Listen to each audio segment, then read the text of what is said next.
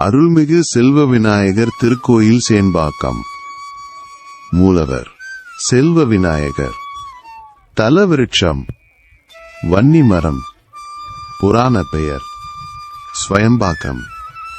ஊர் சேன்பாக்கம். மாவட்டம் வேலூர். திறக்கும் நேரம்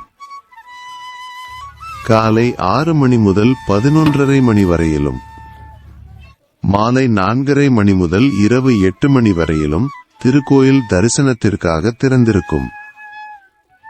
பொது தகவல்: செண்பக காடாக இருந்த இப்பகுதி விநாயகர் சுயம்புவாக சபை அமைத்து இருப்பதால் ஸ்வயம்பாக்கம் என அழைக்கப்பட்டு காலப்போக்கில் சேன்பாக்கம் என மருவியது. பிரார்த்தனை: திருமண தடை, குழந்தை பேறு வேண்டுவோர் சங்கடகர சதுர்த்தியன்று ஸ்ரீசக்கரம் அமைந்த நவக்கிரகத்தை வழிபடுகின்றனர். குழந்தைகளின் நலம் காக்க பால விநாயகருக்கு பால் அபிஷேகம் செய்யப்படுகிறது. நேர்த்தி கடன்: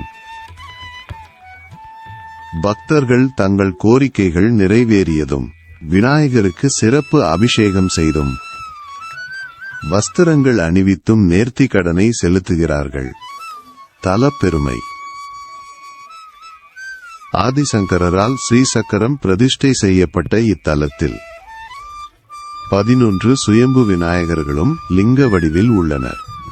செல்வ விநாயகருக்கு எதிரில் யானை வாகனமும் மூலஸ்தானத்திற்கு மேற்கூரையும் இல்லாதது சிறப்பு. தல வரலாறு: